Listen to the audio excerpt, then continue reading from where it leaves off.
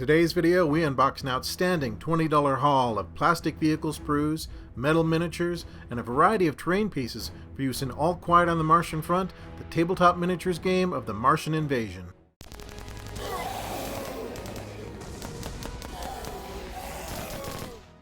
Well, hi folks, it's Lee from SkirmishWargames.com. Welcome to the channel. And today, just for fun, we're going to go through a $20 tub of miscellaneous sprues and miniatures and terrain pieces and all kinds of stuff that we got at a recent gaming event. Lynn was in a painting class and she was enjoying it, so she was painting more minis, and I got up and kind of wandered around the vendor area, and one of the dealers had this tub set aside, and people were kind of poking through it, but no one was buying anything, so I'm kind of looking through it, and he goes, "Make me an offer." He had a price tag of $25 marked on it, so I said, I don't know, 20 bucks? He goes, "Sold." So I guess I bought it. He said, "You can even have the tub." So I wandered back to the painting class with this big tub of stuff. And we weren't exactly sure what was in there. I knew I had at least $20 worth of good stuff in here. So this is primarily stuff from a game called All Quiet on the Martian Front, which came out, I guess, around 2013. And we're going to talk about that a little bit. We're also going to go through at length the various goodies that's in here, do a deep dive into these parts and terrain pieces, and I think there's some pewter miniatures at the bottom. I can see there's a bridge down there and a bunch of things, and kind of show you what that's all about. So yeah, it's going to be a little bit of a hodgepodge today, but we like discount parts, and it's always kind of interesting to think of creative ways to use sprues from different games, even if you're not playing the particular game itself. So that's what we're going to do. So hold on for a second, and we'll start diving into what we got in our great $20 All Quiet on the Martian Front discount tub. Okay, so there's a bunch of stuff in there, and I think I got my $20 worth, even if I'm not playing this particular game. We can always part these out for something, but it looks like there's some goodies in there. So we're going to start with looking at some of these sprues and talking about the vehicles and the walkers from the All Quiet on the Martian Front game. And we're going to talk about this really nice rule book, which was written in part by Cavator and Priestley, guys who were involved with big name games like Warhammer 40K, Warhammer Fantasy Battle, Bolt Action, and a bunch of others. So we'll start by just plucking out some sprues, and we'll take a closer look at that, and we're also going to talk about that rule book. There's a bunch of sprues in here. Tell you, why don't you start unpacking some of those sprues and just maybe put them in... like-minded ones? Yeah. Sort the different units together. And gosh almighty, there's a lot of tanks in here. So I did a little bit of research beforehand, and it looks like there's elements from the starter box. There was a starter box you could get with the Kickstarter on this thing, and it includes some Martian tripods and some British steam tanks and some infantry units. But this looks like more than just the starter box. So, do you remember when I brought this in to the room? It's like, what has he bought now? Or more parts for me to take apart. Yeah, more things to disassemble. We've already used some of these. This is a whole bunch of, we'll get to this in a minute, but that looks like a whole bunch of pewter miniatures. A ton of them. Okay, let's start by looking at the book, which is really a nice piece of work. So this is an ambitious 15mm tabletop miniatures game, sort of depicting a pre-World War I alternate history where the British and the American forces are fighting these horrifying invaders from the planet Mars. It's set in and around the year of 1914, roughly about 16 years after the events portrayed in the original H.G. Wells novel, War of the Worlds, which I believe is in public domain now, which is why you see movies and comic books and games based on that IP, because it's out there in the world. Anyone can use it. And as I mentioned earlier, the creative team involved with this game is pretty amazing. There's folks here who were involved with Warhammer 40K, Warhammer Fantasy Battle, Bolt Action, and a lot of other leading titles. Pretty big brain trust involved, and they invested a lot of time in the artwork in this, in the lore. There's things like, like here's a map showing the Martian territory in the US. Here's one of the walkers. Some great diorama shots showing the gameplay. And some kind of gruesome Martian war posters. So the events in this game kind of take place 14 years after the events of the first Martian War, where microbes kind of did them in. And apparently 10 years later, they did a second invasion, but they landed all of their cylinders in various out-of-the-way parts of the world where they could build fortresses, build their little redoubts, and start making their war machines and attack from there. So that's kind of what happened here. Here's a gameplay photo of an actual Martian playing a human soldier. So we'll look at what we got in our sprues here in a bit, but there was a lot of different units made for this game, and some of the things I know we don't have. It'd be fun to have, like this steamer tank or this command tank, the clamper claw, stuff like that. We might have a clamper claw. We might have a clamper claw. Well, we'll have to see what we got. I think we might have just gotten the regular steam tanks, but a lot of this other stuff is available. These big ironclad, what do they call those? Tank Goliath. The Goliaths. Yeah, these big Goliath ironclads, which are basically like land-based battleships. I don't know if they actually produce these, but I saw one for sale on eBay for like $314. So maybe a few were produced. I don't know. I don't know the story behind that. Here's another one. That's crazy. And then they have here lobotomons, which are kind of wounded humans that have been captured and then fitted with these brain-altering devices so that they fight for the Martians. So I guess the American forces have a lot of industrial might. They also have Nikola Tesla and Thomas Edison on their side, so they're working with some electrical weapons. The British, on the other hand, it says they've been reverse engineering some Martian vehicles. So they're working with magnetism, with radium, with electrical welding, metallurgy, and things like that. So they have a little bit more technology. Like there is a, looks like an enhanced British soldier there. A British infantryman, yeah. So there's kind of a steampunk vibe going on there. Sure, it'd be fun to have some of those flamethrower tanks or the big land battleships, but we don't. So anyway, nice job on the book. I'm sorry the game didn't go anywhere. There's a variety of factors which can lead to that. Oh, there's even a painting guide back here. So you can kind of see how to paint the tanks. And then here's some of the big war machines. There's the lobotomons, slicers. Looks like they got crab claws and fleeing civilians. And then there's some smaller Martian vehicles, which I guess serve as like the infantry for the Martians. It looks like we got one of those. Okay. Another war poster. So yeah, nice job on the presentation. So here's the final page of the book, more on the Great Interplanetary War. Apparently they had plans. This website is no longer around. Looks like they were going to bring more aliens, Venusians, and then more Earth people and some underdwellers. Yeah, some more European countries, and had big plans. So this version of the game is technically not around anymore. There is a website called quietmartianfront.com, which has products, but they're all out of stock. And looking into that, I saw there was some information about a company called Abnormal Publishing, which is apparently purchased the rights to produce their own version of All Quiet on the Martian Front. And what they said was, or what some people talking about it said was, that this new version was going to be demonstrated at Gen Con 2019, which runs August 1st through the 4th. I went on the Gen Con website and found that there are indeed All Quiet on the Martian Front demos running almost constantly every day of the event. So that's good news. Maybe we'll still see the Venusians. Maybe we'll still see the Venusians. That would be cool. So anyway, nice concept, good looking book. Didn't quite get traction. Sometimes that happens. But let's take a look at the things we did get and talk about some things we might be able to do with them. So we're going to set the book aside. Really nice. This is available on Amazon. And as of today, when I looked on Miniature Market, there's quite a few All Quiet on the Martian Front figures still available there. And of course, there's always eBay, but you're probably going to pay through the nose. So if someone's interested in this game or just likes these bits, then there's still ways to get them.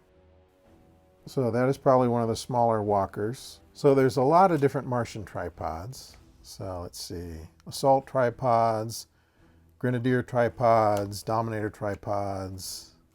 Here's a little guy, I guess that controls the zombie, the lobotomons. So the Martian forces are very tripod-centric, Martian infantry. Oh, here, yeah, there's some little assault drones. So it could be a drone or it could be the slaver. Yeah. Hover drones.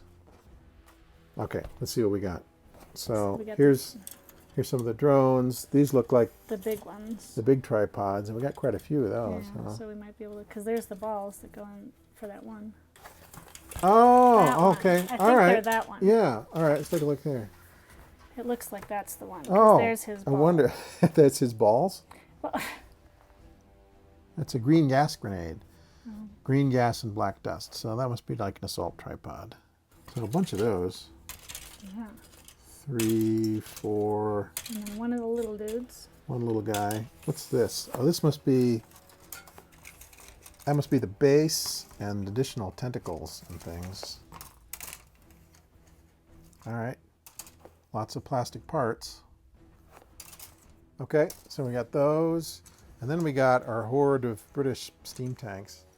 And in the book, they talk about how they like using the steam tanks because at first they were going to try to use these kerosene engines. And they were afraid when the heat rays hit the tanks that they would just explode. So they went with steam instead. So you used some of these parts, we both did, on our Gaslands war rig builds, like these hatches. We both used those on top of our shipping containers. Here's some armored doors. I used half of one of those. Yeah, you used a bunch of these little side turrets, these sponsons, on yours. So I bet if you built one of these out, this would be kind of about Hot Wheels scale, maybe a little bigger. 15 millimeter. Have a tank in Gaslands. Well, you do. You can. I think Rutherford is the team that has tanks. There's a lot of armored bits there that could be used to kind of deck out a Hot Wheels or Matchbox car and make it more tanky. All right, so let's take a look at our metal pieces. Looks like there's quite a few minis in there. These are all 15 millimeter. I'm assuming. We don't really know. I guess we'll find out. Here's something interesting. What is this? So, yeah, what is that? There's looks like a resin Martian head, and then... That's one of the big walkers, it looks like. Well, but he doesn't have all these parts. Oh, maybe you retrofit. Maybe you use these bits with some of the plastic and create your, this must maybe the red walker or something like that, the red tripod. Mm-hmm. Okay. Markers, which could easily be used for another game. This looks like shock markers from Fistful of Lead, Galactic Heroes. Yeah, you know. So that's cool. Yeah, spared no expense on the tape measure. All right. There you go. Okay, what is this? Maybe what you do, yeah, you take the regular tank and then you augment them with these bits and make the claw. Okay. These look like maybe Martian accessories. Maybe these are, oh, maybe there's little drones. Maybe these are the tiny drone walkers that are closer to infantry size. Or, you know, human vehicle size. Here's a troop of 15 millimeter doughboys on motorcycles.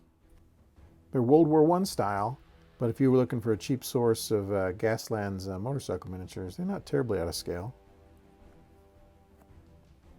More motorcycles. What the heck? Oh, these are civilians, I guess. Running civilians. Fleeing civilians. Yeah, fleeing in terror. And they're, look like they're dressed for a picnic or something. What the heck are these? I'm not quite sure. Oh, these look like traps. Yeah, doesn't that look like a giant bear trap there? It kind of does. And maybe mines. Yeah. Unexploded ordnance. So, yeah, okay. That could work for some kind of trap marker. That's a big trap. And then, okay, that looks some kind of a Big Bertha cannon type thing. And some dudes to fire it. And some dudes to fire it, so perhaps that will find its way into the bits box. And I think these are the advanced British infantry. I don't know if these are flamethrower guys or what, but they have They got big tanks on their backs. big tanks on their backs and some kind of weird diving helmets. And So they could be flamethrowers. yeah. Don't I have any Lobotatons? Here's a thank you for supporting the Kickstarter. So he must have gotten into the Kickstarter. All right, let's see. Oh, yeah, there's more minis.